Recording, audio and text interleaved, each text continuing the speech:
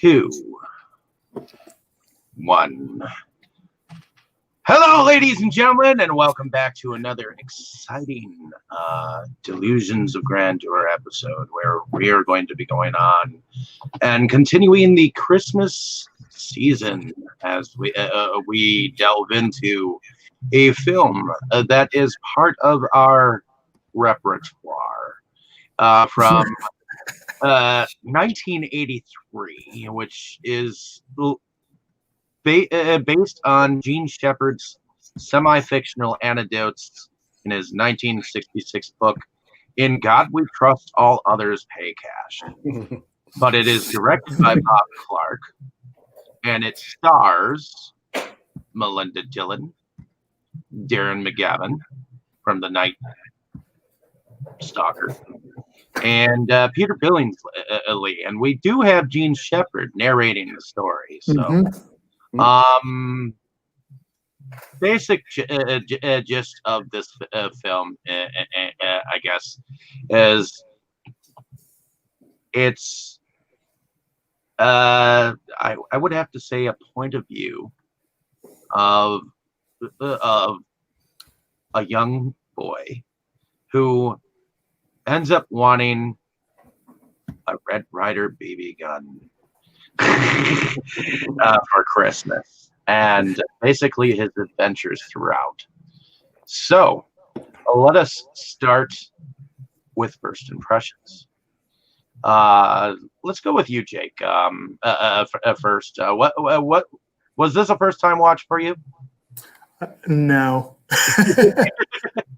It's a Christmas Story is, I honestly, I didn't catch you saying that, but maybe you did, maybe you didn't, whatever. But Christmas Story is a movie that I probably saw for the first time. I really don't know. I feel like I saw it as a young child, but I definitely saw it as an older child. I really cannot remember when I saw it first. I probably saw it in bits and pieces as I went along. And when I was younger, and once again, I have an unruly cat. I may have to get up a couple times. But it's one that I have seen again a few times over the years. Like I might go 3 or 4 years without seeing it, and then I'll see it, 3 years running, that sort of thing. I never got hooked into the all-day marathons like everyone else apparently has. Probably no more than once or twice a season. But I've always liked the film. I feel like it's some of the stuff I loved as a kid has generally held up for me. Not all of it has. And some things I didn't catch as a kid, I get a lot more out of now. But overall, it is a very nostalgic movie. It's always fun to go back to it, even though sometimes I kind of have to pick apart some bits of it, especially as I get older and older. And the very basic premise of the film is a celebration of crass consumerism and a kid wanting a firearm. But it's still fun. So it's like, because it's a movie about nostalgia, so it really is. It still relates, Okay. What about you, Forrest? Was this a first time watch for you? Absolutely not. I was really young when I saw this, maybe like 5 or 6, and it's and I for a while growing up I got sucked into the 24-hour marathons on TNT and TBS. But then probably when I was in college, I don't know, I just stopped. I felt like I kind of had to take a break from watching that movie every year. It just because it just kind of after a while just felt like a chore to sit through. Yeah. But I did. But this is probably the first time. He broke the electric sex. Yeah. No. Ugly lamp anyway. But anyway, no. This is my first time in over a decade that I've sat down to watch it in its entirety. Yeah. And so I think, I think after having a long break, it was definitely It's still very. It's actually funny. Still very. It's funnier now. It's still very funny, and like Jake said, it was like a very nostalgic look. Even though it's a time that none of us grew up. It's a time that none of us grew up in. But still, like you definitely feel like Ralph. You can identify with Ralphie as that if you were that identify with Ralphie as a kid, like wanting just wanting that one gift. Also like Jason, there's as I've gotten older though, there's some things about it that just don't hold up for me. Like and this one's kind of for me is really cringe. For me because I'm half Asian, it's really cringy for me. Is when they go to the Chinese restaurant at the end and they're singing "Deck the Halls" in broken English. That part just really is painful to sit through now. Otherwise, it's still. I still think it's a very, very, very funny. And I don't know what else I could say. What else I could say about it? Okay. Going over to funny and feel good. Yeah. Okay. Cool. Going over to Brandon. Why don't you tell us? Was this your first time watching this film? Oh no, but much like Jake, I didn't see it until later. I'd always would catch snatches of it growing up on the TV, but I never had any interest as a child in it. I don't know what it was, but I swear I had a dream or something about it, or I saw the wrong movie that was mixed up with it. Because that part where you'll put your eye out, I remember that, and then somehow seeing a scene where a kid was laying. I think it was a different kid, so it was probably a different movie. With the glasses broken and an icicle through his head, and I'm like, So I always thought that was how the movie ended as a kid. Slightly harsher film. They definitely put his eye out at that point. But I eventually did I got a copy at Movie Stop a while back, back when Movie Stop was still in existence. Because I said, well, this is a movie that apparently everybody has seen growing up. Except for me and Jake, obviously. No, and, again, I did see it growing up many times. I just can't remember how far back. See, for me, I didn't see it until adulthood. So I guess I don't have that nostalgia for it, other than maybe like the weird horror movie version in my mind. And seeing it, not too far off about the icicle, though. and it's great that Bob Clark is known for horror movies like Black Christmas and Baby Geniuses. So, but I did get to see it in my 30s, and it was a good movie. I understood why people liked it. I really do kind of like movies that go back to those times, basically to the time of my parents when they were growing up. They were the ones that were that age. In the 50s, and that's it's just kind of a cool thing to look at. So it speaks nostalgia even if you're not nostalgic for it. So hey, I can be that voice of a person who does not have actual nostalgia for the film. Right. I have a little bit of nostalgia for this film, but not as much as I probably should. I grew up with this film constantly. I would end up going to my grandparents' place, and the 24-hour marathon would be on, and it was what everyone wanted to watch at that point in time. And over time, with roughly 20 Christmases with the same part of the family watching the same shit, watching it every single year. Yeah. It kind of got old on me, but I do have nostalgia for this film because I parallel it with the Griswolds a lot. because it is a working class family. I wouldn't call them middle class. I would say I wouldn't Midwest. I would say a working class Midwestern family. Yeah. Like the Right. opposite of Kevin McAllister. Right.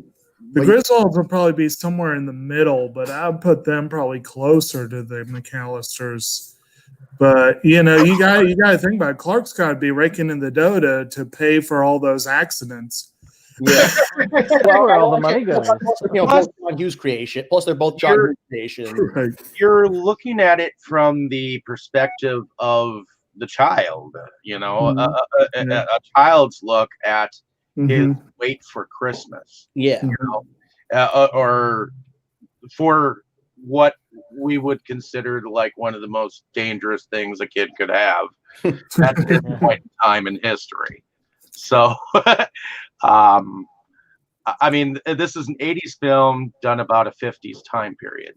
40. Actually, 40. yeah, it's actually, there's apparently some controversy about the time period, but it's like 38 to 43 roughly is like all kind of rolled up into one fictional point in time. That's in a country bumpkin town.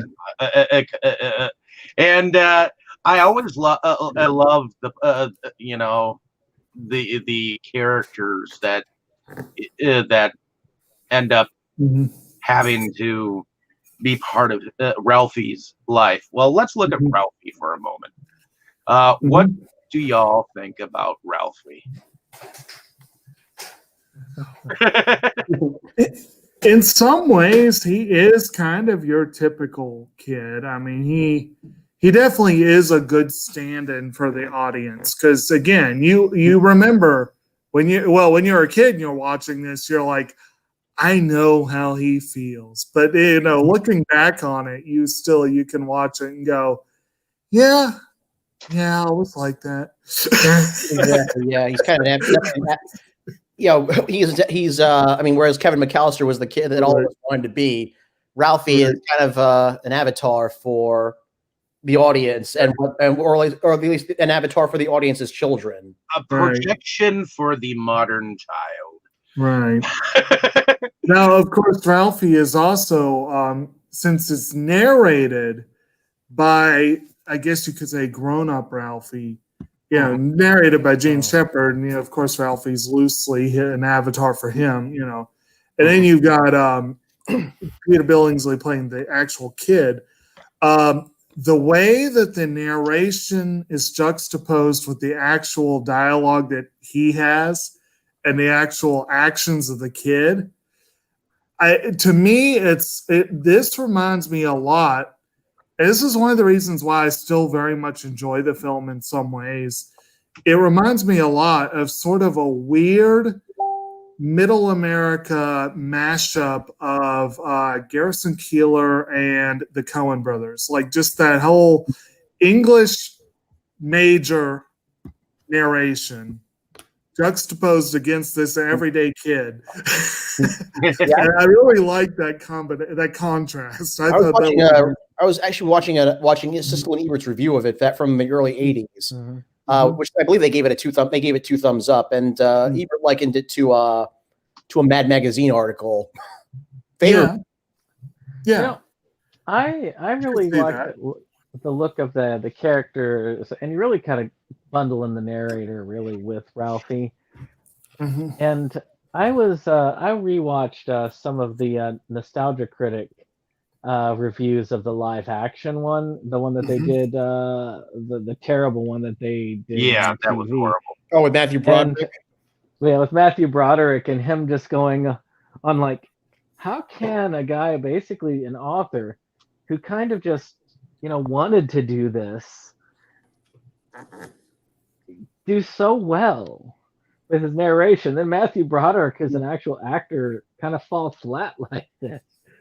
Because he really did. The narrator here did such an excellent job of illustrating the feelings of being a kid, of what was going on in his thoughts. I mean, to me, that is the ideal narrator voice for that sort of thing.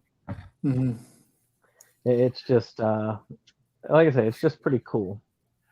Right. Well, it's like, and I threw a couple of those. I threw a couple of those out. As we were going through I had to throw some of those things up on the discussion. But like, his descriptions of things sometimes were just absolutely hilarious. Yep. And I really liked. What was that? I'm trying to remember the exact quote, but it's where he's talking about the old man. He always called his father the old man. That was and his descriptions of the old man. I think even as a kid, I loved those. I always thought they were pretty hilarious. But there was the one where he was talking about, where he talks about he wove a tapestry of obscenity that, as far as we know, still hangs over Lake Michigan. I just love that description.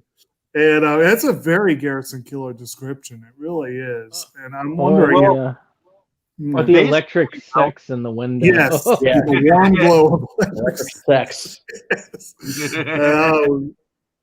Yes. So let's look a little deeper at the plot here, because Ralphie is basically the main character, and then everybody else is kind of like side characters to me. So in the very beginning of the film, we have Ralphie apparently is in the bedroom with his brother, and if I remember correctly, there is a moment where their mother calls them from downstairs, and Ralphie's brother Randy is kicking him to get inside the drawer. What do you guys think of this very beginning here? Well, his brothers being brothers. Yeah, my dad. I watched, I would watch this movie with my dad growing up, and he was like, "Yeah, that was me and your uncle growing up." Well, and Randy, before he goes outside, he has to be bundled up in that one-piece snowsuit. It wasn't a snowsuit because it was a one piece with the hoodie. Well, you see, the difference is it's not just the hoodie; that's all the layers underneath it. Correct. That made it, and 7 or 8 layers or whatnot, and his arms wouldn't go down. Yep. And I can relate to that as a child. They turned the kid into a piñata. Yep. I was when I was a child, my mother used to do the same thing to me, because where I grew up in the mountains, it would get into the negatives during the winter time, which I'm not used to now. I mean, shoot, it barely gets into the 30s of wintertime. Oh, it has the last couple days. Yeah, but not like it was like, say, in the 80s. No. I remember being dressed up like that and barely being able to move. I remember being to get undressed and being redressed again. I remember being moderately afraid of being dressed like that. But I don't think it ever got that bad. I grew up in upstate New York, where the weather is terrible 9 months out of the year, and I don't know how I don't know how I never dressed up like that. I grew up in Wisconsin, so half the time my mom would like throw on layers. I know I wore snow pants. I don't think I ever had a one piecer, but I always dreaded. I had a one piecer. I only had a one piece thing when I went skiing. I had one piece pajamas, but I never had like a bunny suit. Like I was going to ask if it was. That's another thing for a kid to be terrified of. I have to admit, I found it very amusing that I watched this on Saturday. I think it was Saturday. And then, like, the next day, Screen Junkies put up an honest trailer for this movie. And their description of Randy is right on the dot. It says, starring a lot of whining. That was all that kid did in the whole movie. It was whine and snort like a pig in that one scene. He was kind of a waste of space, but then again, with an older brother narrating, I'm not surprised that he's portrayed that way. Yeah. But Now, yeah, the other thing that I think that I enjoy about this film is how descriptive some of the certain scenes can get. Like on this walk, while they're walking to school, they run into one of their friends who starts to tell them about the way that a tongue can be put on a flagpole and get stuck. What do you guys think about that? Yes. Descriptive? Oh my God, favorite part of the whole movie, right there. It is a memorable scene to be sure. And him and Flick are. I like that name, Flick. Flick. Flick and Schwartz. Yeah. Flick and Schwartz. And Flick is played by Scott Schwartz. Oh, Schwartz, yep. And Flick is so sure of himself that, oh my God, you can't be serious. Kind of an attitude. Yep. What does your father know about this shit? So then it's always funny to watch watch 80s movie, watch kids cursing in 80s movies, like so catty. The problem with that tongue scene when they talk about it and then when they do it is it reminds me now that I've watched the Harold and Kumar Christmas movie. I think of that version of that scene God. they do, and that's more painful in my opinion. Oh, now I remember Or what like- you're talking about. Oh, yeah. Or like Jeff Daniels in Dumb and Dumber when he gets his tongue stuck to the ski lift. Oh God. Yeah, that's not very. That doesn't feel good either. But, yeah, we'll have to. We get the group of young boys to the school, and what do we know? Well, I believe you had the first encounter with the bullies in that scene, don't you? A little later. After Oh, okay. I don't think not yet. Yet Oh, it was like the second time they were going to school Oh, that okay, they yeah. actually had the bully show up, and at first it was just chasing, and then it was physical. But in any case, we get them to school, and apparently the whole class has decided to wear these like things over their teeth to make it look like they've gotten their tongue stuck on the flagpole. And they all think it's funny, and their teacher is kind of unique too. I think she's kind of an interesting character. What do you guys think? Miss Field. Yeah. This time, I will say, growing up, I always thought, ew, like that scene where where she just holds out her hand, and they all take those fake teeth, put them in their hands, and I'm sitting there going, "Oh man, I hate you." Did you see what was in her drawer though? I'm sorry. What was in her what? Did you see what was in her drawer already though? Oh, Yeah, her drawer, like she had all sorts of crap in there. But watching it this time, though, I couldn't help but think, and given what's going on in the world right now, you wouldn't see a teacher doing that right now. Well, they wouldn't even be in school for it to do it either. They probably have to like sterilize their hands before they even touch it. Exactly. But I don't know. But then again, I'm guessing people were a lot less germophobic back. Germophobic back then. Well, Oh yeah, yeah, no they didn't doubt have about it. they didn't have the kind of plague going around Yeah. now. Yeah. I'm sure during the flu epidemic of the 1910s, they might have acted Yeah. differently. Well, But, this theoretically was not more than 15 years after that. So, Mhm. yeah. Well, no, More like 25. that was like 20. I was like 20. I was Like gonna say more than that, yeah. Like their parents would remember, that teacher would remember. Yeah. But like, you know, but you gotta go, where do you think that flagpole's been? Who knows? Who knows what's happened to it? Purposes, that flagpole could have been only there for a couple of years. You never know. That's true. That's true. Because Okay. everything it could have been like brand new, especially since it was a stage to begin with. True. Possibly. But Right. in any case. Well, here's a thought for you. This, I think, was Bob Clark's follow-up to Porky's. So imagine if that was a prop. Oh,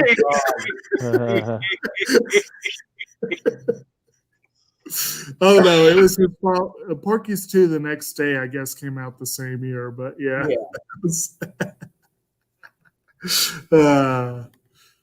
So we still need to cover that one day.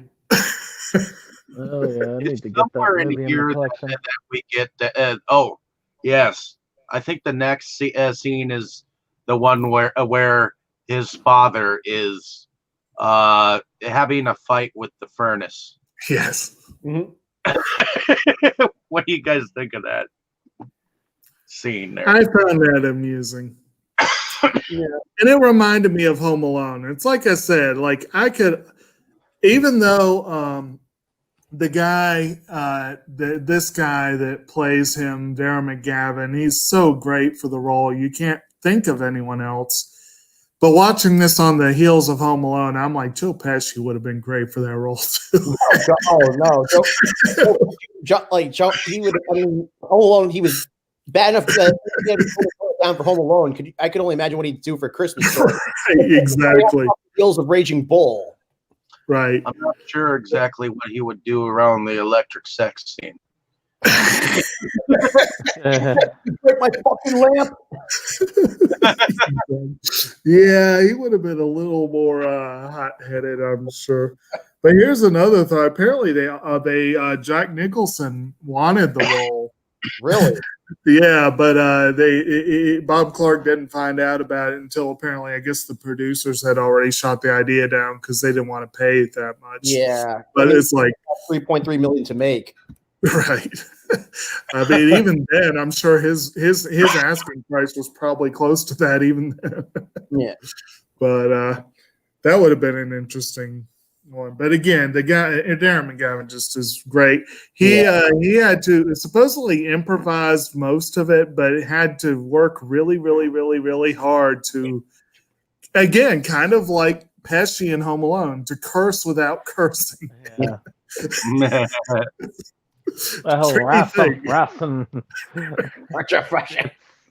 sort of like during the later part of the movie where you get the where he says fudge, and obviously like, that's not what I said at the time, but right, dash word, and then like his mother's like, where did you hear that? Now, of course, I've heard the old man say this however many times a day. I couldn't say that. When she gets on the phone to the kid's mother, the mother, she's like, "Do you know what I just heard from my son?" What? She sounds like a bird. She sounds like where he heard it from? His father. Yeah. No, from your son. What? What did I do, Mom? What did I do? That mom, oh my God! When that mom freaked out. Yeah. Oh my God! I was like, she sounds like a fucking bird. And and the better part of it is they didn't go into a Hanukkah song afterwards like they did with the live action of the live show, which was, it's like, that's an odd time to go into a Hanukkah song. That would be, yes. I always kind of like that part though. Like I always cringed and liked it at the same time because like I never really liked the idea that she was wailing on that kid off camera because it's like that poor kid. But I liked Ralphie's mother's look of just, pure utter horror. What did I do? What did I do? Exactly. Yes. And then later when she tells Ralphie to go to bed and she tastes the soap and it's just like, Oh yeah, When she puts the soap in her mouth, that was And then, of course, there was the dream that he had the that poisoning. been blinded Oh yeah, by the yes. soap. Because Oh, yeah. apparently they use soap that's full of nickel. That Which was the actually idea, is that you probably could a go thing. blind, yeah. It wouldn't And surprise me back then, honestly, if nickel was an ingredient. Tell me, Ralphie, what did we do? It was It was soap poisoning. Oh! Yes, I always enjoyed the Hammy overacting in his fantasies. that the one with the where he's got the Red Ryder BB gun and he's saving them from the criminals out there.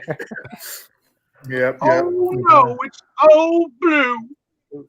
So actually, I have a question for y'all. I mean, some of y'all are younger than me by a lot more years. Some of you by just only a couple. But who here does remember the old paper catalogs that would come in, and they would be the Christmas catalog, the extra large one. And to me, as a child, Sears I catalog? always would go Sears, through.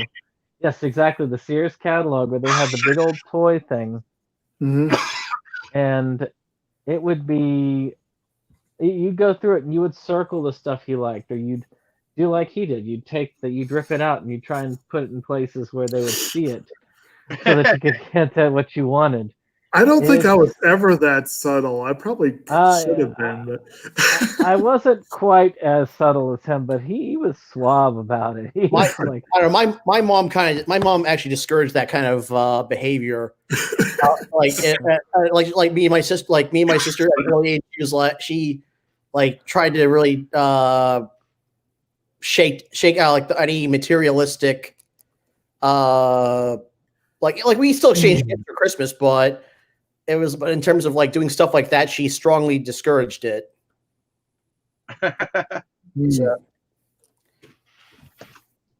Yeah, the funny things that our parents tend to do around at Christmas.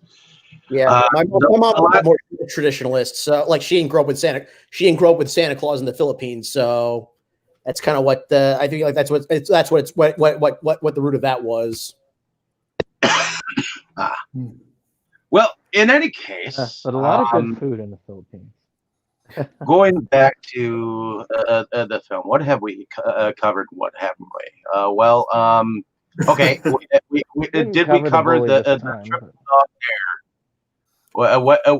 What did y'all think about the triple dog dare?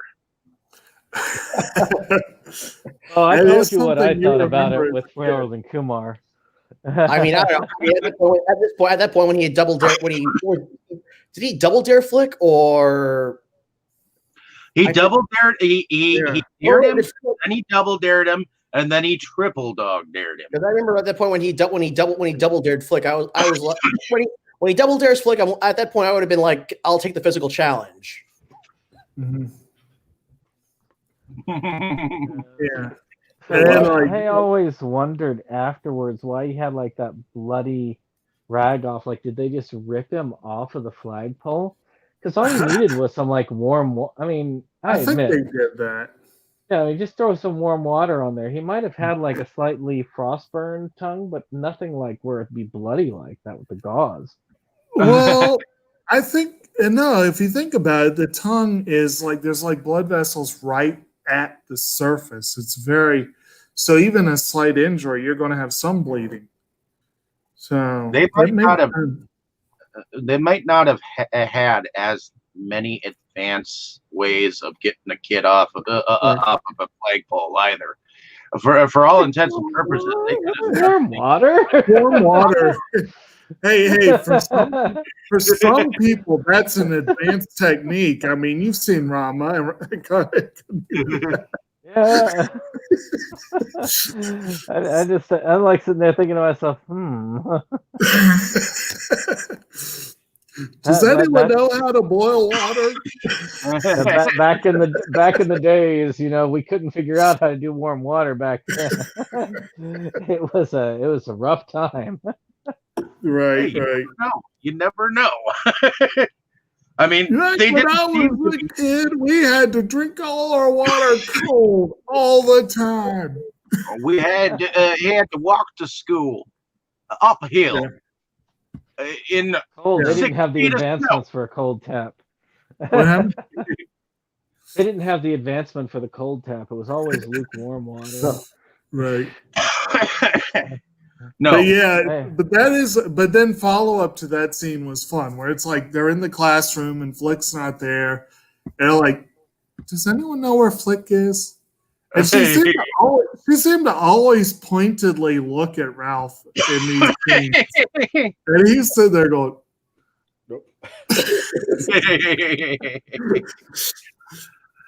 And finally one of the girls is like, Oh my God. I should happen to mention the stray dogs that seem to be Oh, the bump is well, the neighbor dogs. Yeah. the neighbor dogs. I thought that they were stray dogs because No. that was a pack of dogs. Yeah. because he keeps he keeps yelling at his neighbors because the dad keeps yelling at the neighbors about the dogs. Yeah, Yeah, they at call the them like beginning, he hillbilly talked about- neighbors. Yeah. Yep.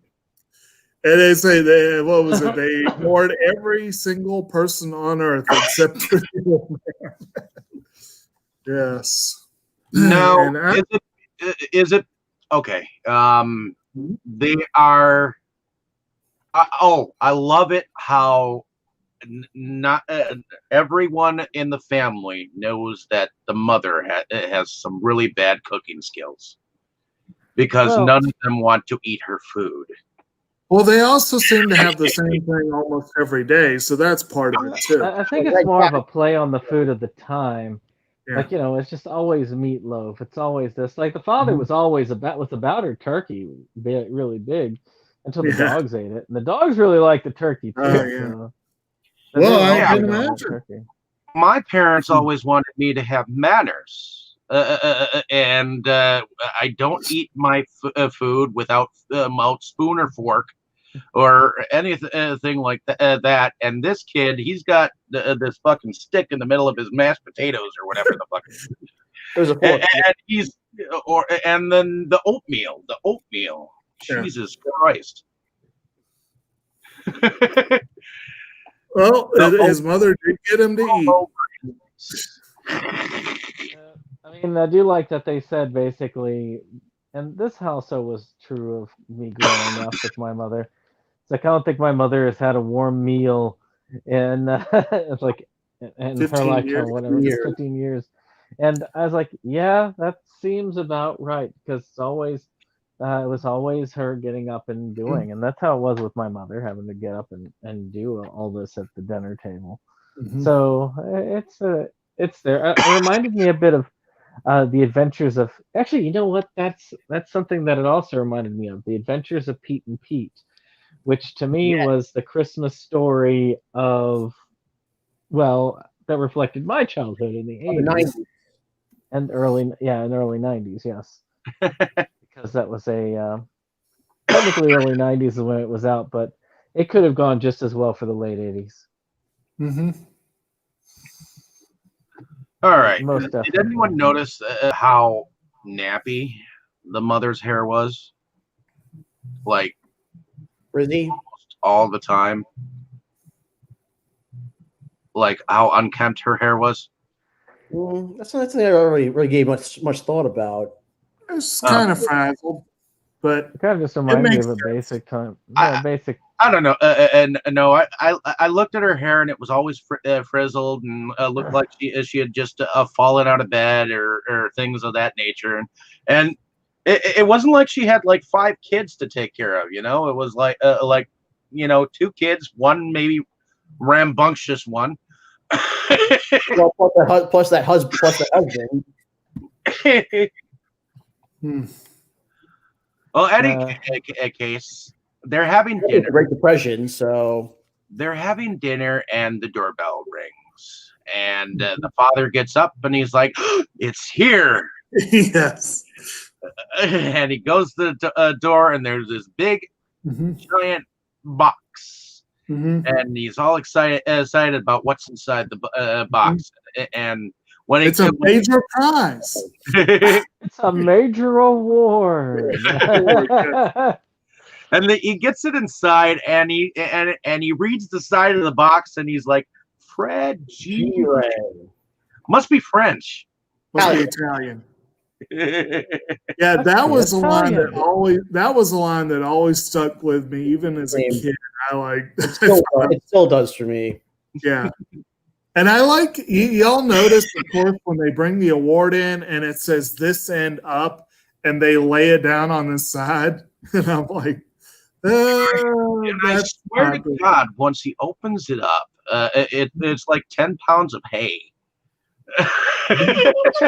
Till he actually gets to the Well, it is a fragile item. It's it's a nice, as you know, later on it breaks quite easily. So you gotta be very careful with that. Yeah. But and then what's that? He gets whatever it is out, and he's so amazed by it, he doesn't even think about what the hell it is. Like he's just proud to have won something from whatever he's won. Maybe it's because maybe he hasn't really won anything in his life. But I think I would have been happy to win that just because. But that's the thing is when you're living your life in a day-to-day type situation like that, and even today.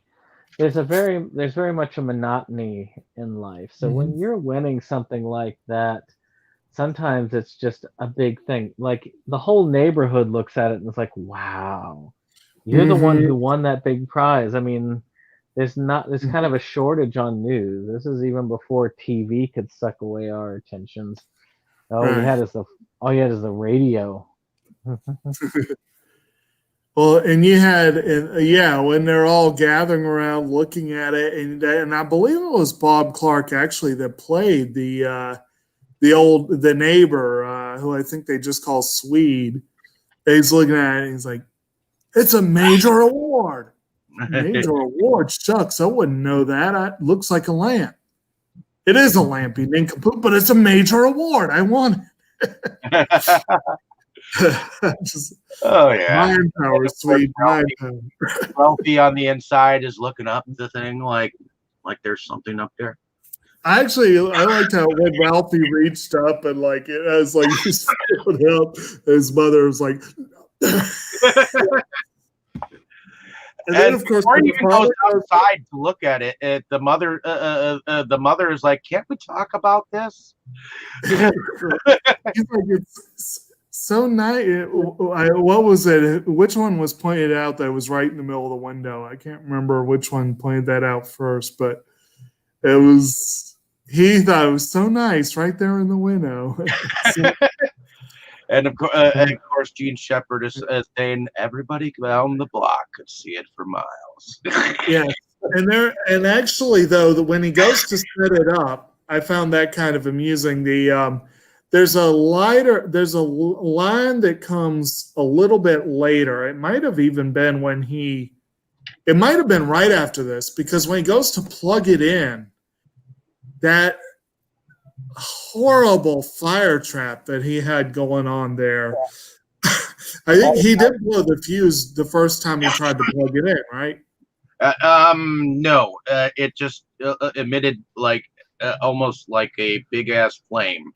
Because I'll be honest, that happened like a couple of weeks ago when I tried to plug in.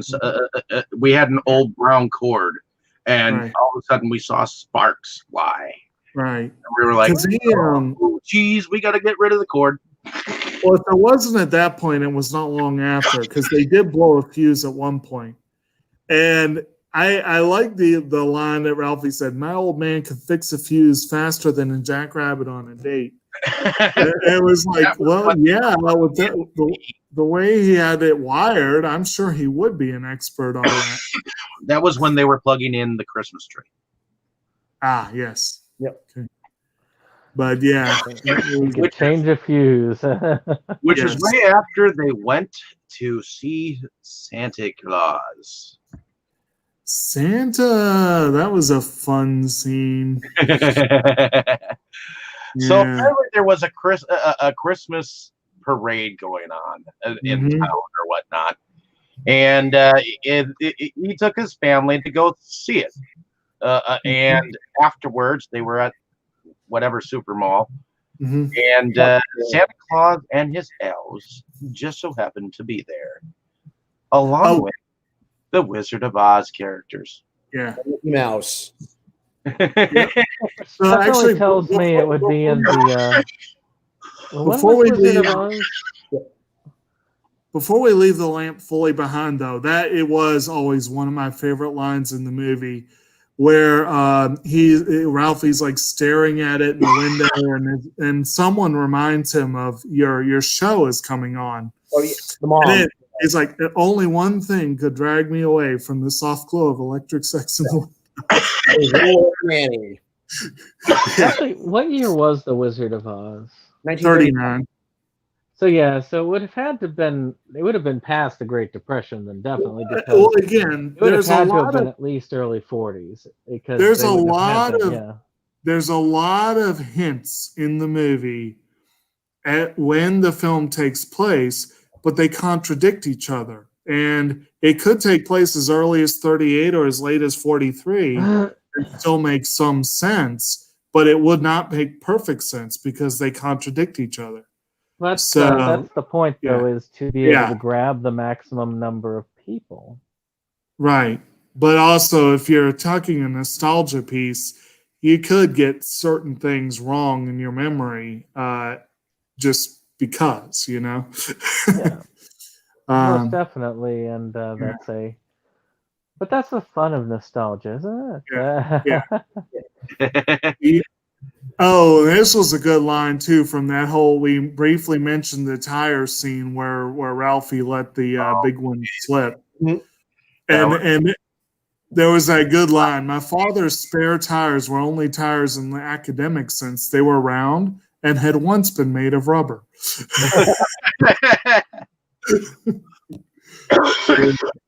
And of course, he also had the most famous line of "Oh fudge." Yes. Except it wasn't fudge. Dash word. Yes. The what was the description of that? Like what was it? The mother the queen mother of dirty words. Yeah. And then the old man just looks up. What did you say? They get that's what I thought you said. So they get to the super mall, Yeah. and they think Jump ahead a bit. see Santa Claus, and that's when a gentleman over on the side says, "Hey, kid, what are you trying to do?" "I'm trying to go see Santa Claus." "Well, that's not where the line starts. It starts way back there." Right. I believe that was the one that takes place on Christmas Eve, which is like right before the end of the film. Yeah. Because he was trying his darndest.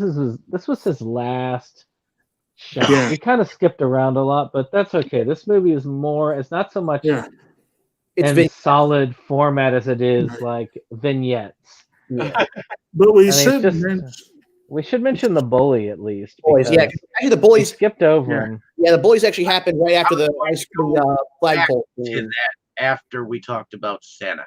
So Well, before Santa though, you should mention that again. That was the last ditch effort for him to get the gun. I was gonna say Santa's the end of the movie, but yes, we can. But we do. The first thing is he talks to his mother early in the movie and says exactly what he wants, and she's like, "You'll put your eye out." Yeah. And he described it as like the I can't remember how he described it, but that was like the ultimate parent. I love how he actually tries and screws up a lot of times. Yep. Yeah. Like I just want some Tinker Toys. Tinker Toys? Tinker Toys, I say that, yeah. And then of course his attempt with the teacher. Yeah. I love that fantasy sequence. F. And then she reads his, and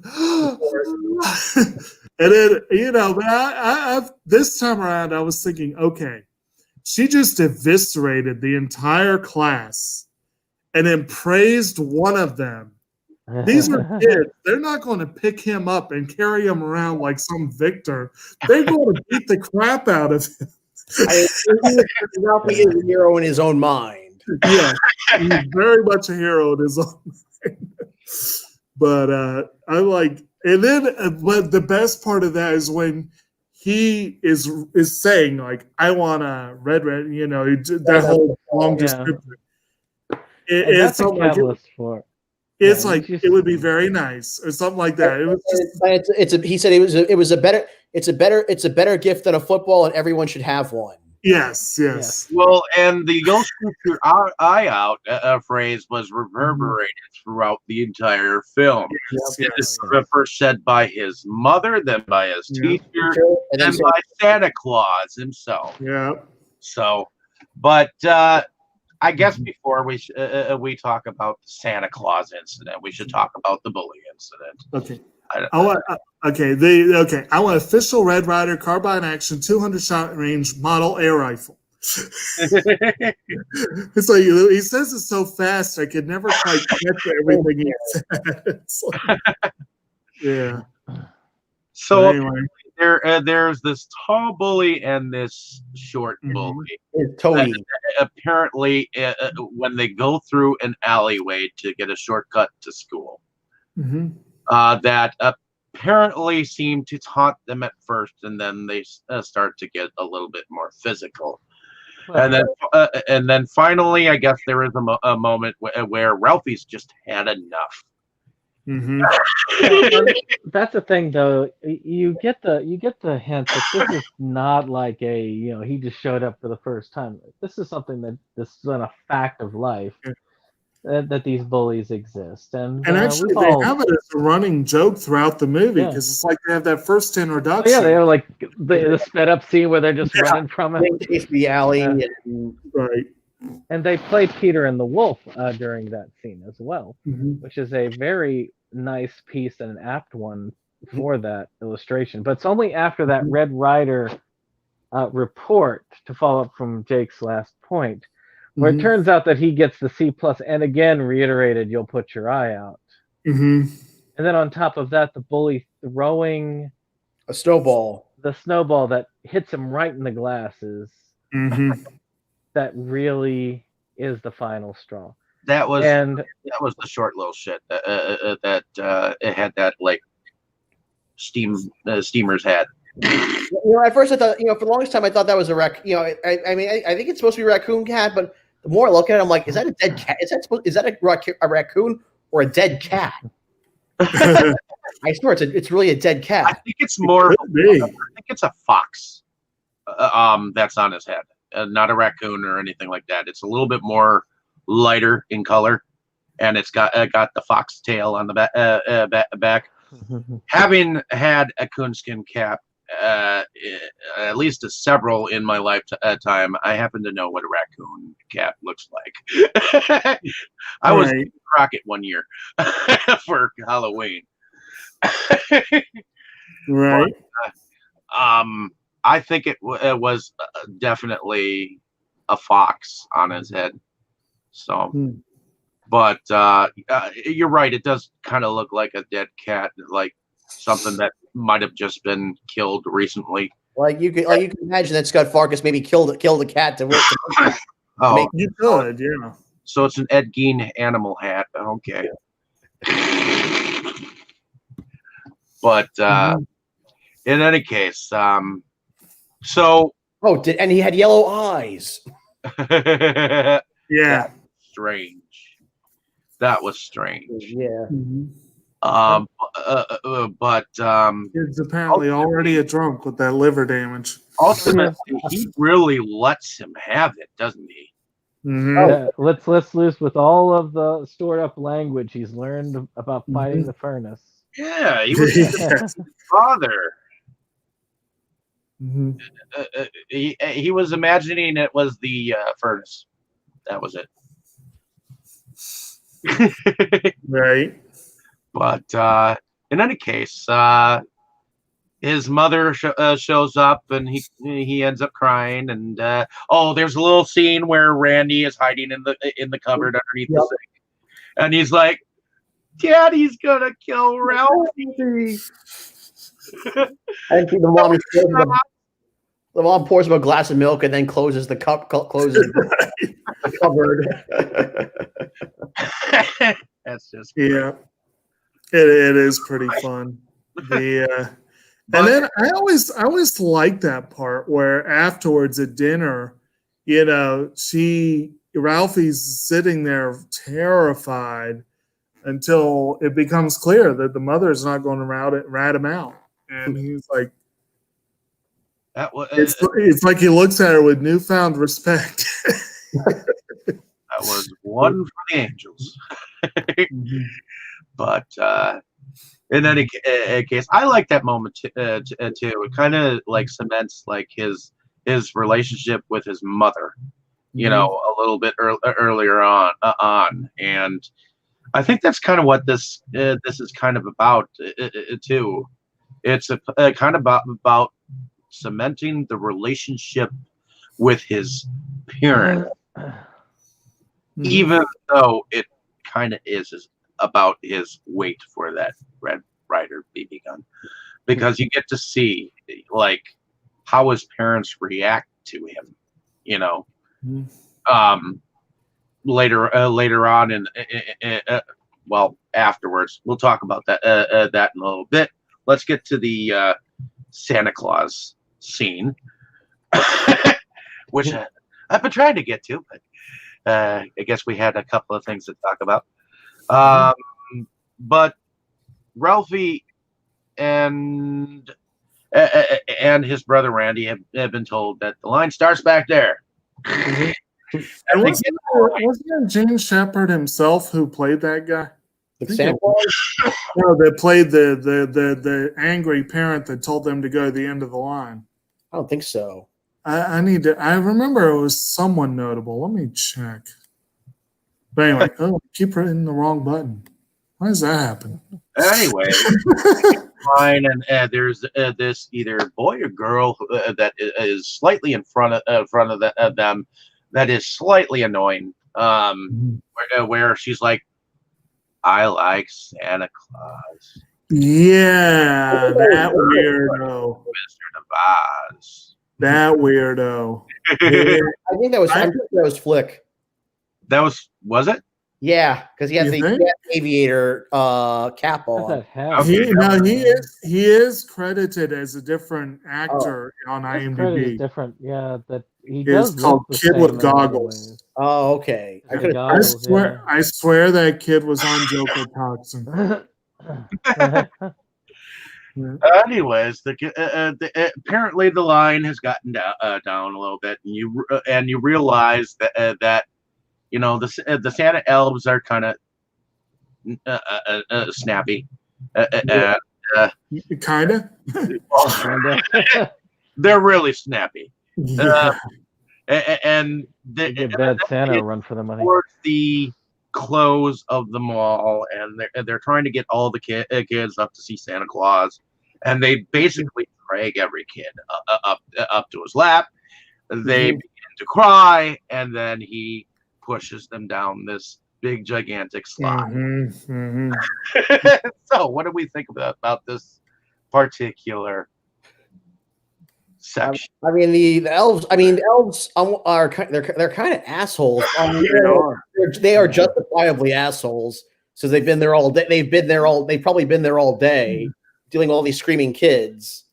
And they are like as they're getting there. I think it's the mall's about to close or whatever. Yeah, and they're just in time. You hear Santa say, like, if he thinks I can stay 1 minute after 9, female elf kind of reminded me. The one female elf kind of reminded me of the Mrs. Conehead in the Conehead.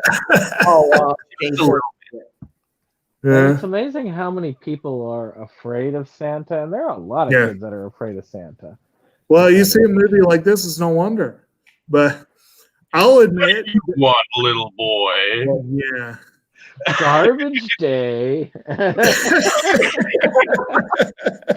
was just watching that yesterday. Well, he threw him down the garbage chute, basically.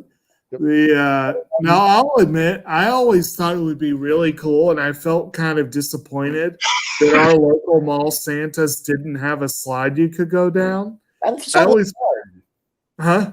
I said that slide looked fun. I know. I felt kind of cheated about that, but the rest of it I didn't. I was like, these people are jerks. And then he gets up there and he freezes because the guy is intimidating.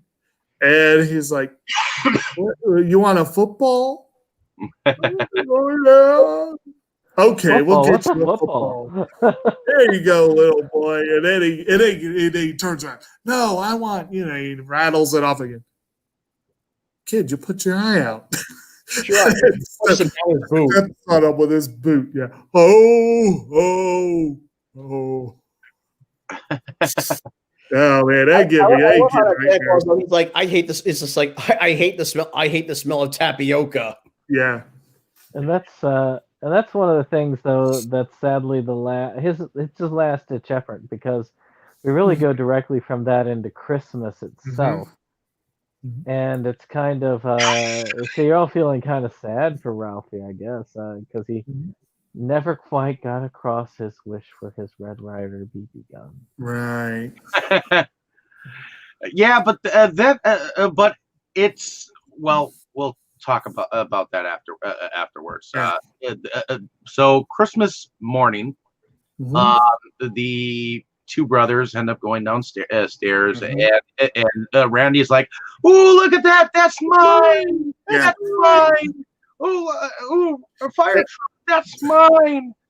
And I do remember that from being a kid, like the kids getting up first and getting in there, and the parents kind of shuffling in after. Yeah. But after they sit down and start to watch them, and if you look at the parents' profiles while they're opening up their gifts, that's like the part that you don't realize, the thing that you're not looking at when you're having a Christmas when you're a kid. You're not looking at your parents' reactions to you opening up your gifts. I don't really want to say that there isn't a Santa Claus out there for all you kiddies who still believe in him. By the way, watching this, if you are little children watching this, you shouldn't. Right. There's bad language and talk in this. Right. And don't watch Harold and Kumar Christmas. But if you're not a little kid, do watch Harold and Kumar Christmas. It's fun. Now, one part with this one, though, Ralphie didn't get his message apparently about the gun across, but he apparently was able to make loud and clear his desire for a big pink fluffy bunny suit. That's what he must have told Santa. They mentioned it was a gift. It was a gift from Aunt Claire, and the mom says, "Oh, she always gives you the best gifts." Yeah. Like, oh no. And then he pulls out this pink one-piece bunny pajamas. What was it? He said that Aunt Clara was running under the misapprehension that he was a 5-year-old girl or a 6-year-old girl. He was older than a girl. Yeah. So, but his mother makes him go upstairs and put the darn thing on, and he comes down slowly because he does not want to be seen in this thing. And she's like, "Oh, you look adorable!" And the dad does look like a pink nightmare. Yeah. Do you want? I want to keep that thing on. Go ahead, go take it off. But anyways, they're sitting down. They're sitting down together on the couch, and they're having a little conversation with Ralphie. So, did you enjoy Christmas? I guess so. And he's like, did you get everything that you wanted? No. Or almost. I think you said almost. Almost. Always next year. Yeah. Oh, wait a minute. What's that in the corner next to the desk? Why don't you go see what it is? And Ralphie's like, really? And the whole reaction of his parents is probably my most favorite part of the movie, because the mother may not be as excited as the father is, and as he's opening it up, the expression on Ralphie's face mirrors the expression on Darren McGavin's face, and he's doing the whole hand motions with the gun as well, like he's experiencing it with him, and it's just kind of priceless because it's almost like he's reliving his childhood too in the same way, because he's telling him how to put the balls in, all that jazz, And he tells the mom that, hey, I had one when I was a kid. Yeah. Yep. Mm-hmm.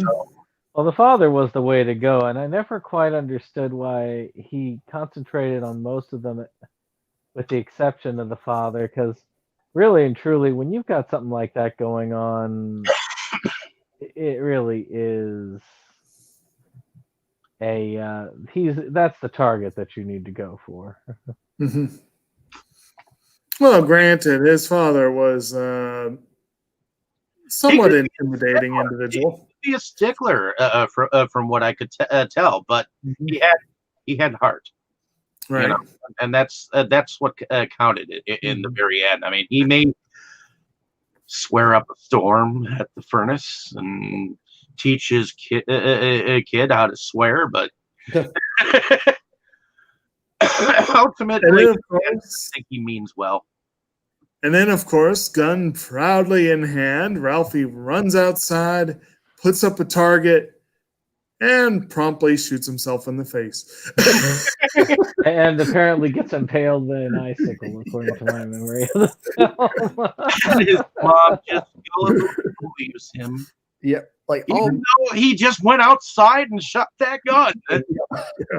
And the thing is, it was his first bullet out. Yeah. I like my version of the story better. Where he literally gets his eye put out. I it's funny how the mom just believes his whole story about the icicle. Yeah. Like, I warned you about those things. Well, you think about it, she's the kind of person who would be propagating such rumors. That's probably where he heard about it from. Right. Something she said. Right. Now, apparently, at this point in time is where we get where we have. Apparently, the mother has made a turkey, and I know some people make turkeys. My family makes ham for Christmas, but they have made this big, gigantic turkey. And apparently, while this icicle incident is going on, the father is trying to steal some turkey, but. Ultimately, when he turns his back, the neighbor's dogs come in and take the turkey out. Is it too giant? He is a turkey connoisseur. Which he makes them make a backup plan to where? To the restaurant. Right. And yes, it is cringy. Although one part I always enjoyed and I still enjoy is when they bring out the duck and the mother's just horror and then they're like, "Oh, well, we'll take care of that." It's smiling at me. I'll admit that part. I find funny, and I find it funny that they're trying to sing "Deck the Raw." No. Well, you see, to me, I can find it funny, but in a different way. Not funny as in the way I would have found it, maybe. And that's still a little bit iffy if I found it that funny like that as a kid. or how they might have found it funny at the time, but more funny in the fact it's so blatantly racist and it's sort of like watching Charlie Chan. It's something that's just so bad that you have to laugh at. As Peter Griffin once said, "Oh, that's good old fashioned family racism." I don't in that at all. It's the fact that, I mean, I don't see it as blatant racism. I see it as a restaurant owner that is living in America in the 1930s, and he's trying to teach his employees Mm-hmm. how to speak proper English. I mean, and granted, he is shown as having a better grasp on it than they are. Yeah, I did. This is one thing I thought was funnier about the live show. Yeah. Is where they get to that scene and they get ready to sing, and they sing the song perfectly with nothing. And they're staring and just like, oh, is there something wrong? Like, I just kind of expected something different. And that to me, I thought that was that was one of the few occasions where I thought that joke was amended. Yeah. Now, one thing about the scene that I liked, I read about, apparently they gave Melinda Dillon, apparently they gave her the wrong script for that scene, so that she didn't know they were going to bring out the duck. She didn't know. They basically tricked her. They want to get it on camera to get a genuine reaction. Yeah. And I'm like, well, it's kind of mean to her, but still. Like in the script that she actually had been given. I would have loved to have seen the script that she had actually been given and what she thought was going to happen. It might have been it just said they bring out a duck or bring out a turkey or something like that. It probably was all it was written. That would be my guess, but who knows? Who knows? At this point in time, I guess we can talk about the music. Yeah. What did we what did we like about the music? It does a pretty good job of catching that sort of old-timey, nostalgic Christmas feel. Like Brandon mentioned, they do play the Peter or the Wolf in a few scenes, and it works to those scenes.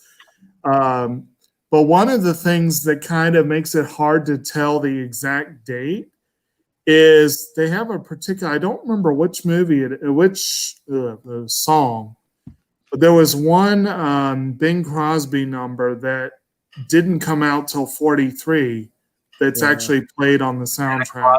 Coming to Town?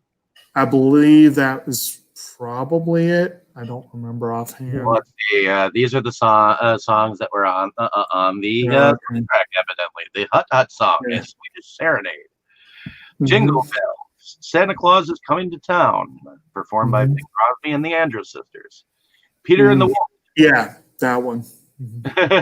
I Guess I'll Have to Dream the Rest by Sammy Kaye and his orchestra. Little Orphan Annie. Romeo and Juliet. We didn't really go into the whole Little Orphan Annie thing, but what did everyone think of that? What did everyone think of that nice little gotcha moment where Ralph finally gets his decoder ring and decodes it for the first time? I wish I could say I was.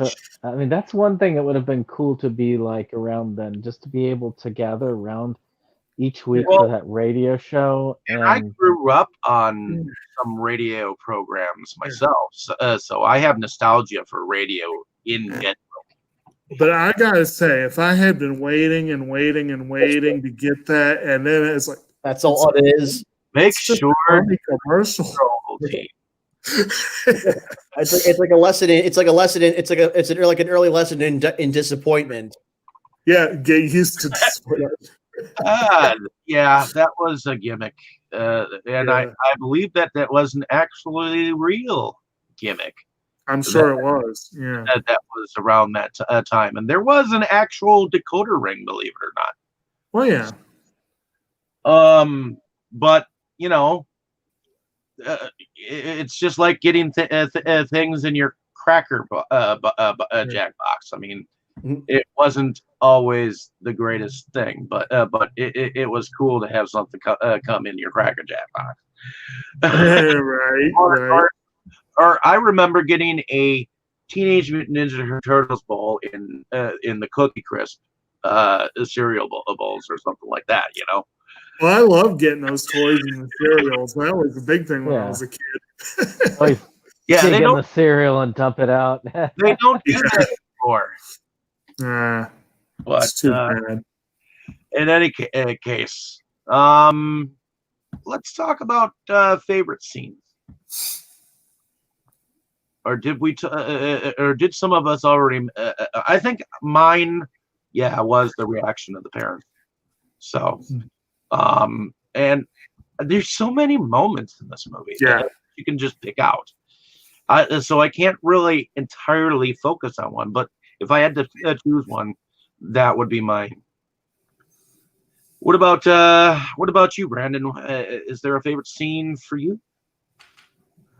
For me, it's when he actually confronts the bully at the end. I mean, many of us have had to deal with people like that and have thought about it's like you get to that breaking point, you know? Mm-hmm. Okay. What about you, Jake? Like you said, there's so many moments, and there's definitely it's hard to pick a single greatest one. I would probably have to say the whole sequence revolving around the getting of the lamp, the whole fragile comment, and then the only one thing could drag me away from the sex. Just that whole scene just cracks me up. I've always loved it. And there have been some other good moments too. I agree. The Christmas morning scene had its touching moments, and certain other bits here and there. But that's probably my favorite overall. Okay. What about you, Forrest? Oh God. I agree with Jay. There's just so many moments. It's kind of hard to pick. It's really hard to pick one. I mean, the tongue stuck to the flagpole, the decoder pin, the lamp. It's really hard to. This is really hard. It's really hard to narrow it down. It's hard to pick one. Pick just one. The bunny pajamas is another one. I think I'm going to say. Although I think out of those, I mean, initially, earlier in the show, I said probably the tongue to the flagpole. But now that I think of, I think the lamp is probably my favorite vignette of the movie.